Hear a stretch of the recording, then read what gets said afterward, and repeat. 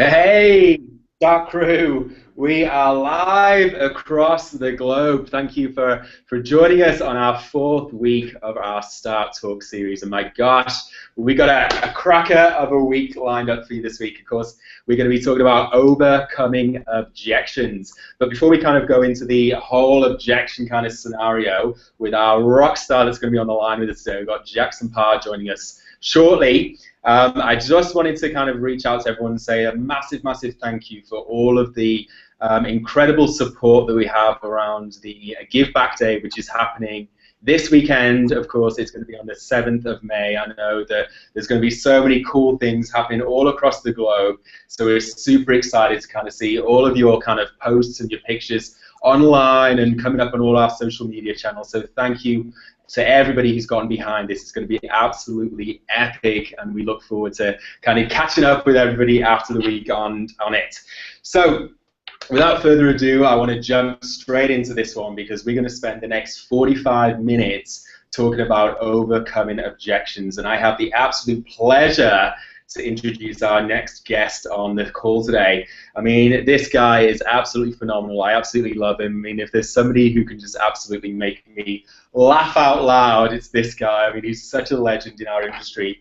I mean, he has joined Isagenix. He's been with us for 14 months. He maxed out his business sense, to get this, guys, in just 14 months and made millionaire status in just 2 years.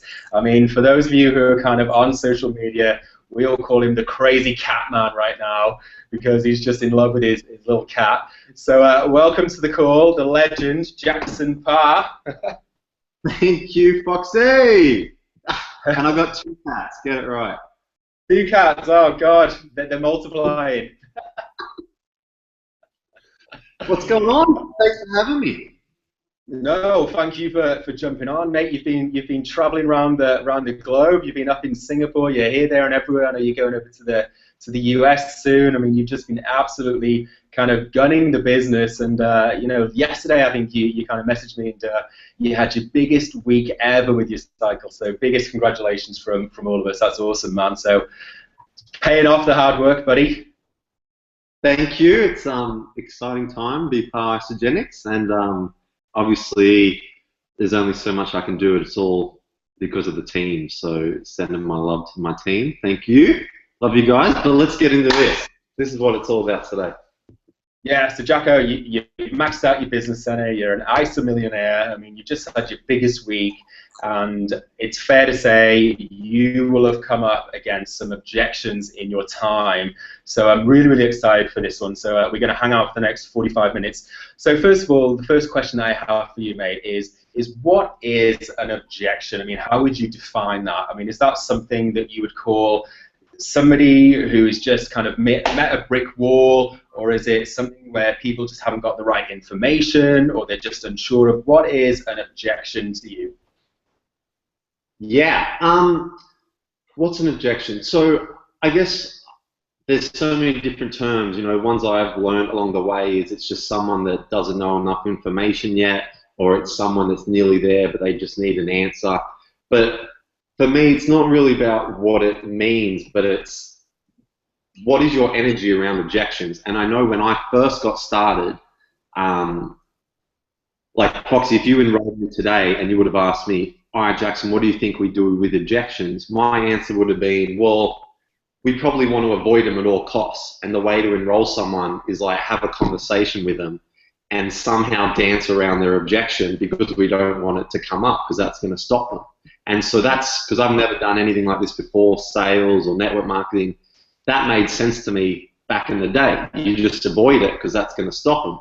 Whereas I learned very quickly that it's the opposite. You want to almost get excited about objections because that's them telling you what is holding them back from starting. And one of the most powerful things you could ever ask someone is, what's stopping you from getting started today? And so yeah, I used to fear objections, or it used to have like a negative like connotation with me, but now I get excited because I love objections because you get straight to the point and you want to know what their objection is. If their objection is price, you want to know that so you can start working with them to overcome it. If their objection is that you just have shakes all day and you don't eat food. You want to know that as soon as possible so you can educate them that, well, no, that's not the case at all. So objections, I thought at the start were like the boogeyman and we had to, you know, avoid, but now I've learned that to build quickly, you almost want to get to objections as fast as possible. Yeah, love that. Love the objections. Bring it on. So Jacko, we've got these Start Talk series happening. I absolutely freaking love them, and we're getting so many great feedback and traction on them. There'll be heaps of viewers jumping on now. And of course, we're talking to a lot of our 18 to 35-year-olds, that demographic. So just a quick question for you, buddy. How do you kind of share Isagenix with the young generation, and particularly kind of how do you share the products with them?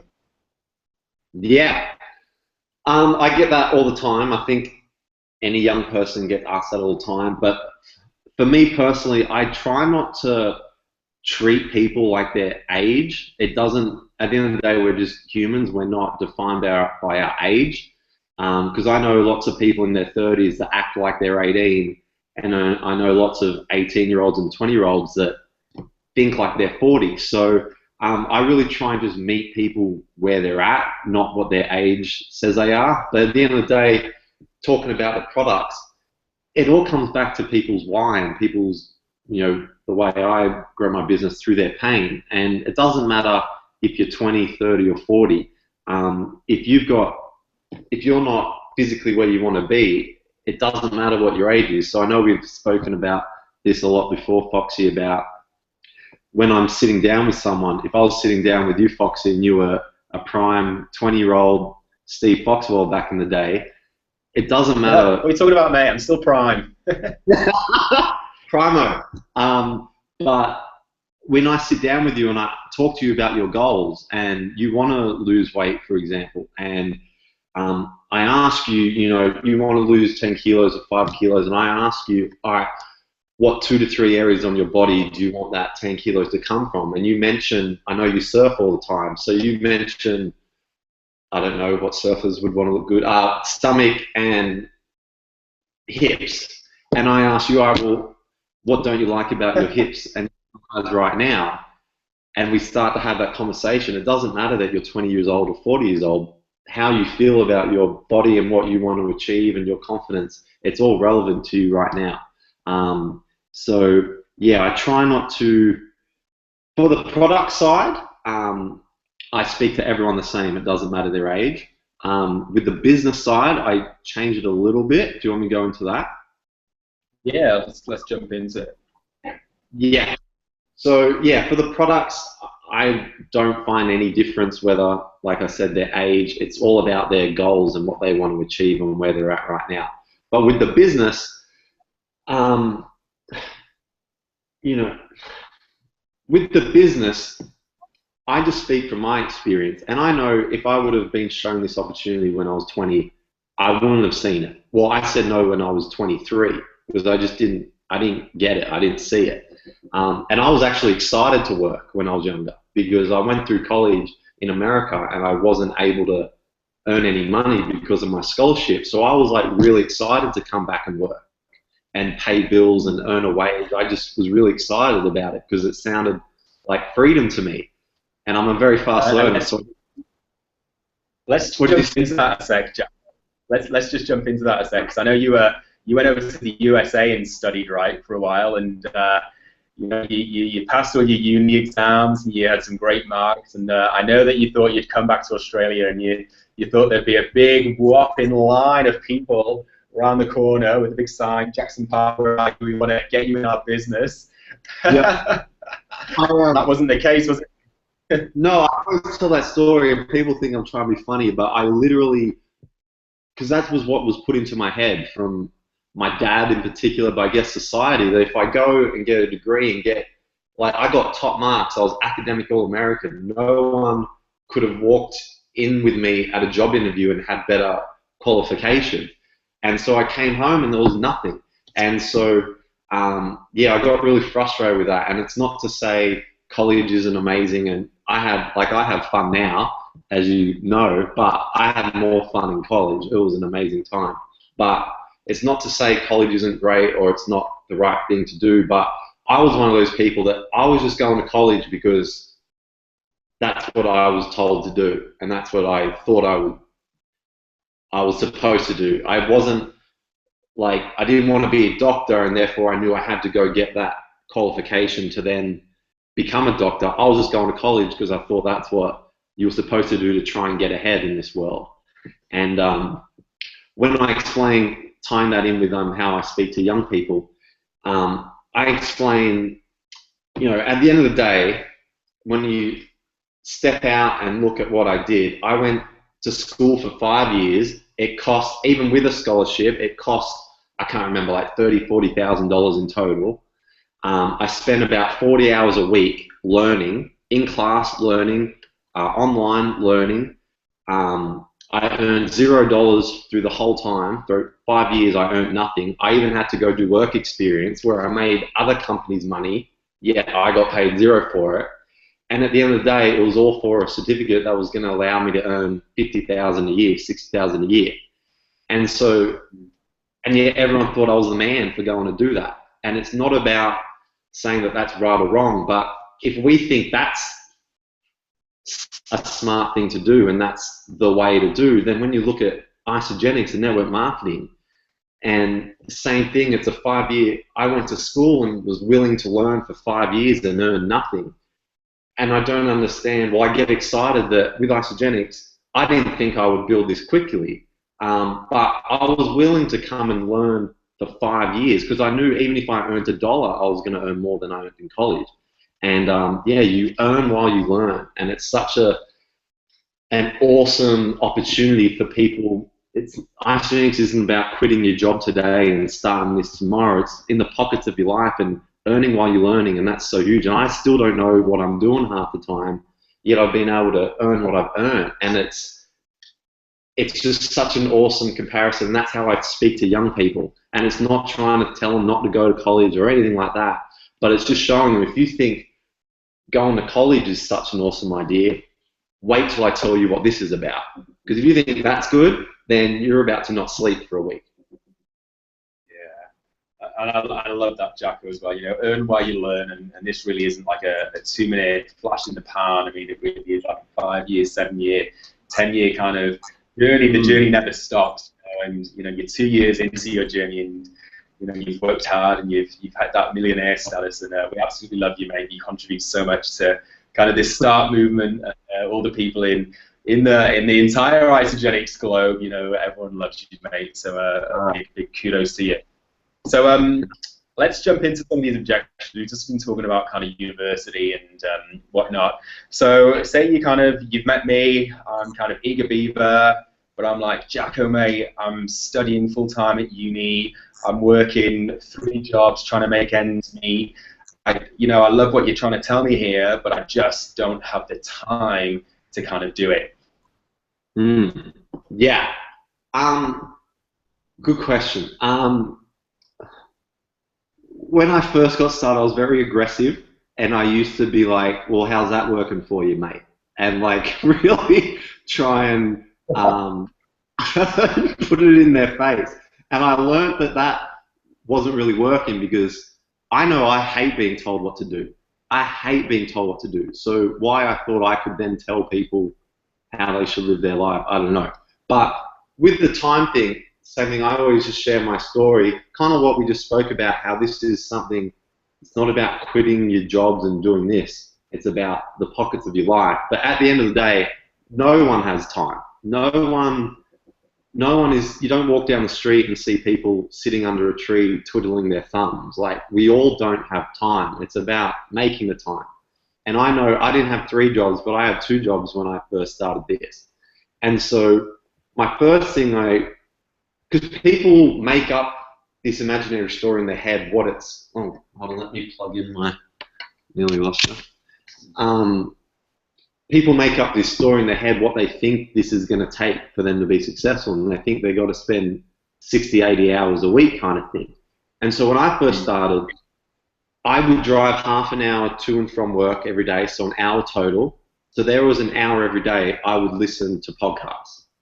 And I would have a lunch break every hour at work, and it'd take me a minute to blend my shake up and drink it, so I had 59 minutes left, and I would talk to people. So there was 2 hours a day right there that I was working on my business, yet I hadn't changed a single thing about my day. You know, I didn't stop doing something or anything like that. I stopped listening to Eminem lyrics and started listening to podcasts, and I was on Facebook anyway on my lunch break, but I was just, I don't know what I was doing, poking people back in the day. Now I was, you know, making posts and messaging people and following up. So I have that conversation about how easy it is to build this business in the pocket of your life, and you don't have to change much at all to get started. And then, of course, when I'm speaking to those people that really want to treat this as a business and want to change their life or change their family's life or not worry about bills or anything like that, then it's about sacrifice. And you're not gonna earn an incredible income by not giving up something. And it's not about giving it up forever. Like, in the moment, I gave up PlayStation, I gave up going out on Friday nights, I gave up TV, and in the moment, I felt like that was such huge sacrifices. But looking back, it was nothing. So, yeah, when people think they don't have time, I show them how easy it is to fit this in the pockets of their life. And if someone's really serious about it, I tie their why in, and what are you willing to give up short term to be able to do it whenever you want long term. And the last little trick I learned is, because a lot of people, when they say they don't have the time, like, I know, like, when you or me here at Foxy, we kind of roll our eyes in our head because we know they do. It's just an excuse. But a lot of people truly, truly believe they don't have time. They're not just making an excuse. They really believe it because their life is so chaotic. They feel like they don't have time. So I forget where I learned it, so I can't give them credit, but it was on a podcast, and I'd get people to turn an A4 piece of paper on the side and draw 7 columns for 7 days of the week, and I get them to map out their non-negotiables. So if you work from 8 to 5, you pencil it out. If you have to go to church on Sunday, you map it out. If you have to do date night on Friday night, you block it out. Whatever it is, your essentials. And I've never not done it with a person, and there hasn't been these whopping, gaping holes of, well, what are you doing on these 2 hours on this night? Or what about these 2 hours in the morning? And they weren't lying to me. Like they said, they just didn't really realize that they had this time sitting there. And then my favorite thing is, even if they don't have time, let's say it's all blocked out, well, then wake up an hour earlier. There's 7 hours this week by just getting up an hour early and wanting it bad enough. So lots of different things I do for people with time. Yeah, I mean, I love the time blocking method. I mean, that's such a powerful kind of tool to do with people. If you haven't kind of tried that one out, folks, I'd definitely have a go at doing that, because it's absolutely super powerful. So time blocking, and you can do that in somebody's diary. As Jacko said, you can get a piece of paper and block out the 7 days of the week of the month, and really kind of do that one. Also, Jackson, you know, I love the way that you can flip this around, that time management, if that's an objection, that how this can be a vehicle to give somebody more time, right? Yeah, like, you know, I'm not a mother, obviously. Well, I'm a father to 2 cats, but you see some of the most successful people in this business are those mums, and they have no time at all. But that was, like, they had no time, they barely saw their kids, and that was the fire and the motivation to make this happen, because they were sick and tired of not having enough time. So it does come back to the numbers game, and yes, you want to help people understand that they do have the time, but I mean, in reality, if we're talking about you want to become a millionaire or a Start 1000 thing, it's not about trying to convince people they have the time to better themselves. It's about talking to enough people where you're going to find those people out there that they're going to make the time because they want this. And so you do need to have that conversation, show people, but at the end of the day, you want all those people on stage, like, that are going to walk across on stage in Celebration in Vegas, top 20 income earners. They're all the types of people that they didn't need to be shown, you know, well, you can fit it in after here. They wanted this so bad. They all had no time,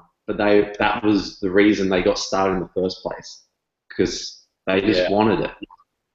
So yeah, it's a two-way street. So it's almost like identifying the objection can sometimes be their hot button, that can be their why, that can be their driving force. Yeah. So it's not really going to, you can identify that as their why. So that's a cool bit of gold there, Jacko. So let's move it on. Foxy, with you know, Beck and Rico in New Zealand, they just went 3-star, and they're one of my fastest builders right now. It's because, I'm sure they won't mind me saying this, they just had a baby and she's pregnant again. And so I've been into them, well, if not now, then when? You think you're going to have time once you have this second baby? Like, I know you don't have time now, but like, that shouldn't be your excuse, that should be your reason. And they've just had their biggest leak last week because of that same reason. So you want to find those people and work with those people that the fact that they don't have time is their biggest fire, their biggest fuel. Yeah, love it, love it. So this is going to be one of my favorite ones to do with you, mate, because you're the king of this. But let's say, for example, I'm a young guy, I've just enrolled with you, Jacko. I've just leaned the hell up. I've got my abs going on. I've had a great product experience, and I'm loving my Isagenix. I want to bust out those doors and go out into the world, and then I come up against the haters. I love haters. Where's your hat, mate?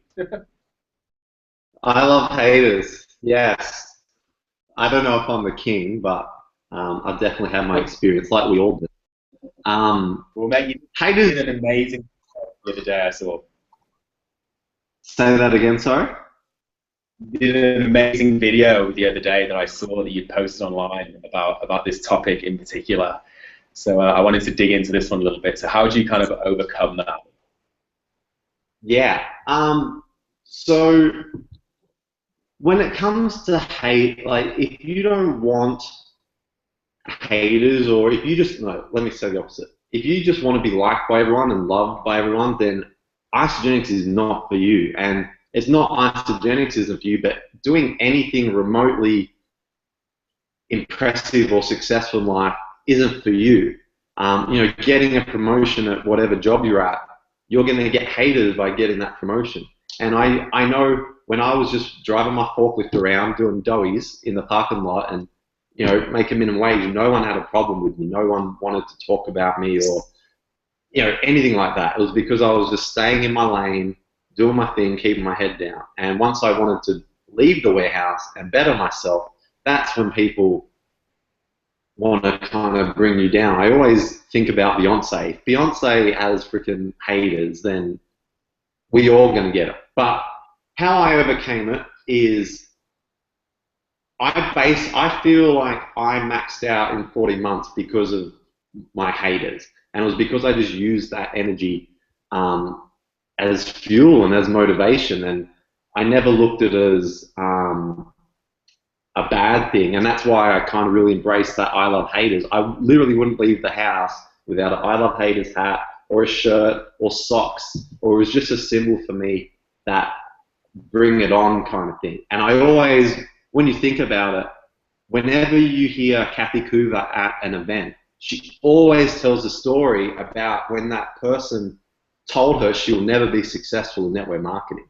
And still, this, like, she was here a couple months ago in Australia, and that event probably happened, I don't know, 30 years ago, something like that. Yet still, when she talks about it, you can just see how emotional and how fired up she gets. And it's because she did the same thing. She uses that, and she still uses that to this day, to just absolutely kick ass. And it's not, you know, she hasn't, I didn't start Isagenix to prove haters wrong or anything like that, but I used them to stay up late that little bit longer, or to get up that little bit earlier, or to, you know, pick up the phone again when someone said no, kind of thing. That's how I used them.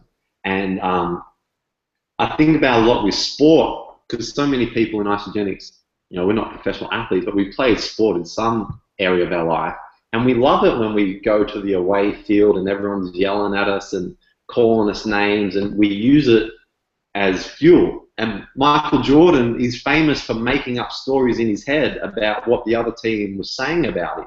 and then just going out and kicking their ass because of these made-up stories he believed in his head. So, say that again? But he's fired up.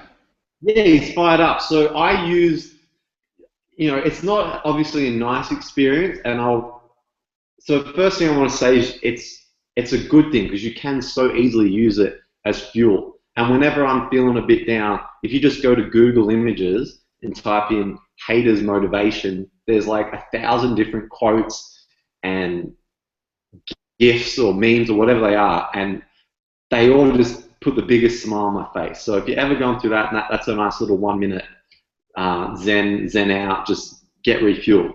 But so I use that as fuel and haters to get me to, like I said, get up a bit earlier, stay up later, things like that. What I've moved into now, and what I did used to struggle with, was it's not like it will never hurt. Like still to this day, Foxy, if you and me went to high school and you sent me a message right now, like something nasty, I'm gonna read it and I'm gonna like, oh, it's gonna hurt. It's gonna get me emotional. But 2 seconds later, I'm gonna be over it. And so it's not about being a robot and thinking, oh, if you get upset about something or anything like that, you're doing it wrong or anything like that. It's always gonna sting a little bit, but the key is really learning why is it stinging in the first place. And that's kind of that's why I don't wear the I Love Haters stuff anymore, because I'm trying to grow past that a little bit. I still use it in my head, but I got to a point now where I used to, the best analogy I was taught was, a big beach ball, and if you jump on a beach ball in a pool or something, what's it eventually going to do? Jump out the side. Yeah, it's going to pop out the side. And so what I was taught is, if you don't deal with the emotion and you're just trying to be a robot and like, oh, bring on the haters and not really deal with it, eventually you're going to pop. And I've punched holes in my walls in my house because I didn't know how to deal with it. And so now what really helped me, and I hope it helps other people, well, there's 2 things I've done. First one is, I always used to say this story in my head, oh, these people hate me, or these people, and I used to like be really general with the story in my head, but I never got specific with who it actually was. And so one day I wrote down all the names that I thought I cared about their opinion, or I cared about, what they were saying or whatever. And when I wrote that list, it was like staring at me in the face, so obvious. I don't really, like, these aren't going to be the best friends at my wedding or anything like that. They're just acquaintances. Yet in the moment, they felt like they were my biggest idols. And so when I wrote them down, I was like, oh, whatever. And so that really helped me. And then to stop me punching holes in the wall was I'd have this conversation. I wrote it down because I didn't want to stuff it up. It was, so Foxy, you just said something to me. It's like, all right, why do I care? It's because I want to be accepted. All right, so why do I want to be accepted? Because I want to fit in. Okay, why do I want to fit in? Because I want to be liked. Okay, why do I want to be liked? Because I want to feel good about myself. And it's like having that conversation, well, I can feel good about myself right now. I don't need Foxy to make me feel good about myself.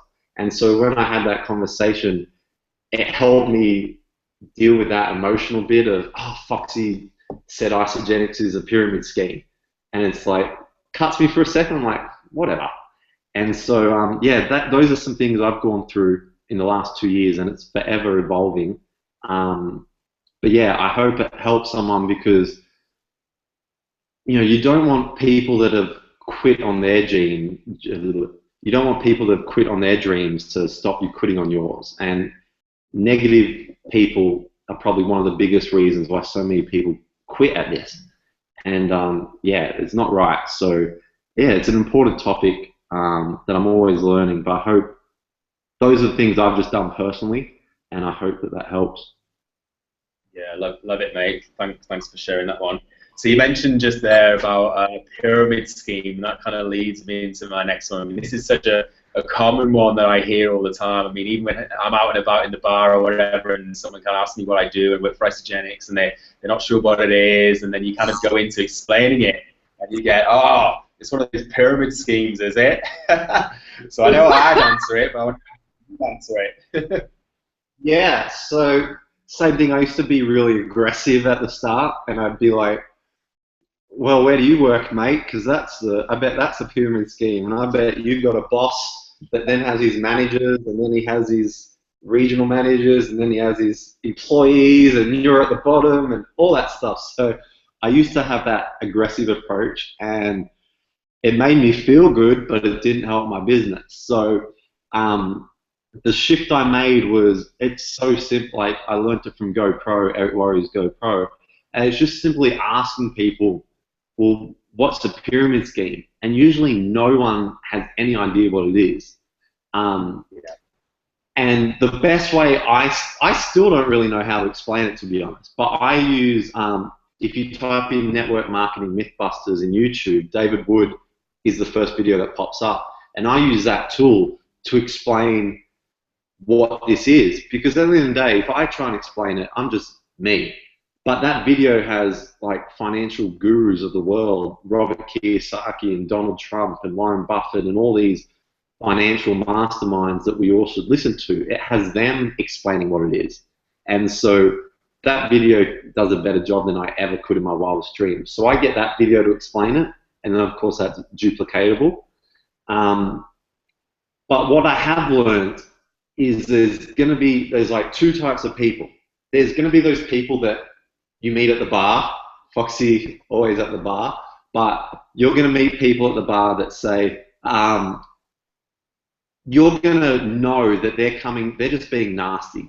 They know it's not really, but they're just trying to aggravate you, or they're trying to make themselves, whatever it is, whatever their issue is, you know deep down if they're those type of people. And we're not trying to send them a video or anything, just whatever, mate, all good. Change the subject, because it's not about they enjoy, being nasty about it too much to ever want to do it or ever want to really understand it. So those people, I've learned, don't get in that dance with them.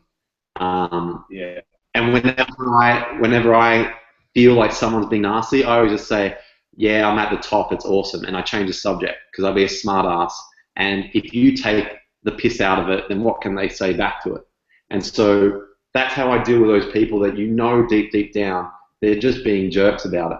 But a lot of people, you'll know that they're asking because they kind of think it is, they kind of think it isn't, they don't really know what they think, and they're the people that are so easy to have a conversation with and say, look, are you open to finding out about what it really is, because it's changed my life, or it's starting to change my life, or whatever it is. And you'll find that they're really open to understanding more about it. So yeah, a trick I've learned is really, before anything, figure out which column are they in. Are they just being jerks? They are. Don't get in the dance with them, because it's gonna bring your energy down, I guess.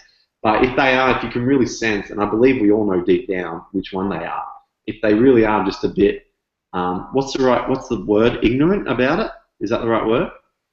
Yeah, if they're ignorant, it's so easy to show them that video, or ask them what is a pyramid scheme, and they can't answer you and say, look, are you interested in finding out what it is, because it's done this for me, or it's starting to do this for me, or the products have done this for me. Yeah, it's a real easy way to overcome it. Mm. So mate, we've covered off kind of a time objection. We've covered off what's a pyramid scheme. Another common one that I hear quite often is, you can probably relate to this. I mean, you're a big guy, you go to the gym. I've heard this one before as well. Oh, I've heard this thing, but is this like a chicks thing? Is this like a ladies kind of shake thing? Like, how do you overcome that kind of whole kind of shake scenario objection? Yeah. So the way I explain Isagenix to people, especially if they're wanting to put on size or whatnot, is, well, obviously I can share my own personal story, and so if you have that story, that's easy. But if you don't, I explain Isagenix isn't a weight loss program, and it's not a weight gain program. It's just about hitting that reset button and flooding your body with the best nutrition out there. And I explained that you probably see most of the before and afters you see on Facebook or in our Facebook page or whatever are from people losing weight. And the only reason that is because that's what most people need help with in the world right now. We've never been more overweight as a society, so of course that's what people gravitate towards Isagenix for, because that's what they need help with. But that doesn't make it a weight loss program. It's just weight loss is a side effect. So I explained the reason they see lots of chicks losing weight or guys losing weight is because 8 out, whatever the statistics are, 8 out of 10 people or whatever it is, that's what they need help with. So that's what Isagenix can provide for them. But I've noticed right now it's such an exciting time in that athletic performance, muscle, energy kind of area, because we're really, with the new AMP products and things like that, we're really starting to attract like legit, not that we don't have legit athletes, but we're starting to really attract some incredible athletes, like champion powerlifters and bodybuilders and fitness professionals and all this stuff. And so it's really easy now to show stories or testimonies of before and afters of these incredible people that have access to any and every supplement out there on the planet, and they could get it for free, yet they're using our stuff and paying for it because they know that it can help them put on muscle and size and things like that. So that's how I usually talk to someone that thinks it's a shape weight loss thing. I just explain, well, the reason you think that is because that's what most people need help with, but that isn't what defines Isagenix. I love that angle, Oliver. So what about, when someone says, hey, dude, it looks awesome, but gee, it's expensive. So covering the old price objection there. Price. So it's my most common probably objection. And so the few angles, there's some amazing Overcoming Good Objection podcasts at isagenixpodcast.com. I think my favorite is Chris Harder kills it in one of his. And there's a couple angles I do. Well, first off, I always think, so Foxy, I'll use you. If I was speaking to you and, we're talking about the President's Pack and it's $600 or whatever, and you said, oh, I can't afford it, whatever. If I said to you, what's your favorite car? A Merc. Merc. If I said to you, I have no idea about cars, but if I've got a brand new Mercedes S3X or whatever they're called in my driveway, leather seats, full tank of gas, the keys are yours if you bring me $600, but tonight, are you showing up to my house with $600? Damn right, baby. Damn right. So it's because it's not about the money. You see the value in it. So I know there are some people out there that they still wouldn't be able to come up with $600. And that's okay, because I know Isagenix isn't for every single person on the planet. But most people can afford a President's Pack. So it's not really about the money. It's about their value in it.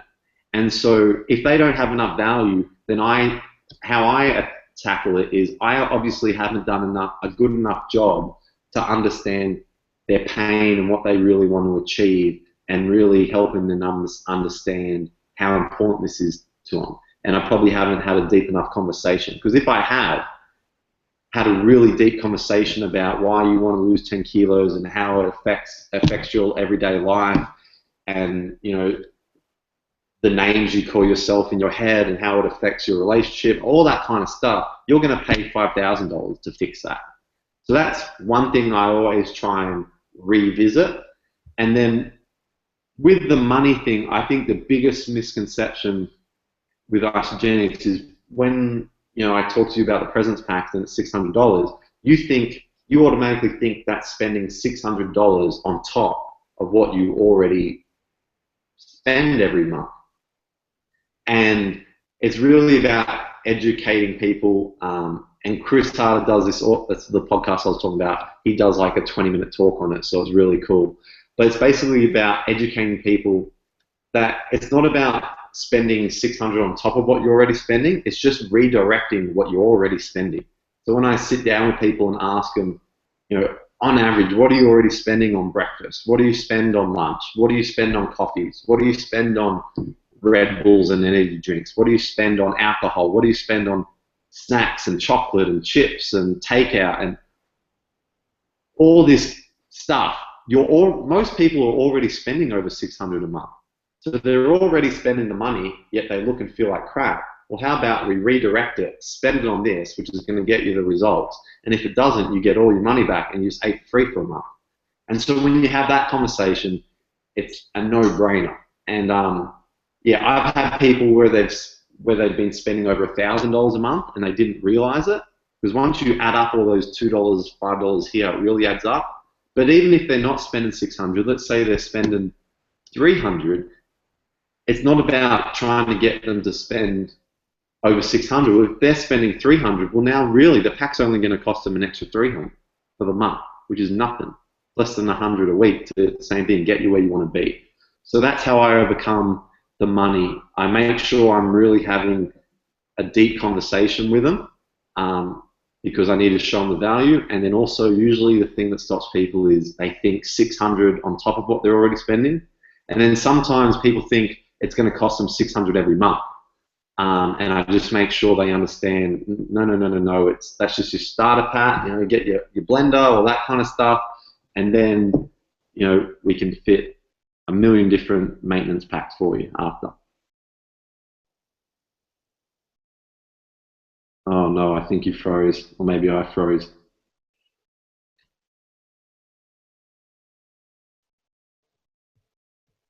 Hello?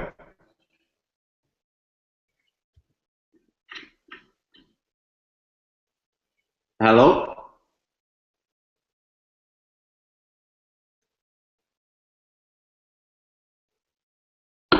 Jess? Steve?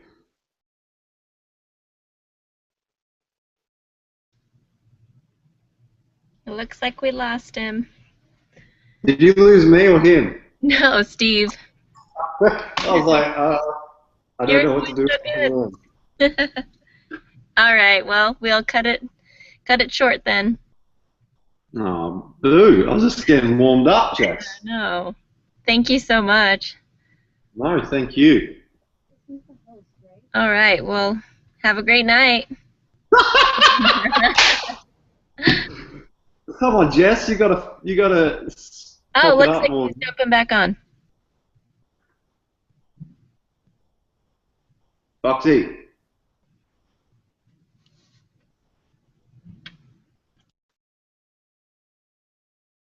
Nope. Nope.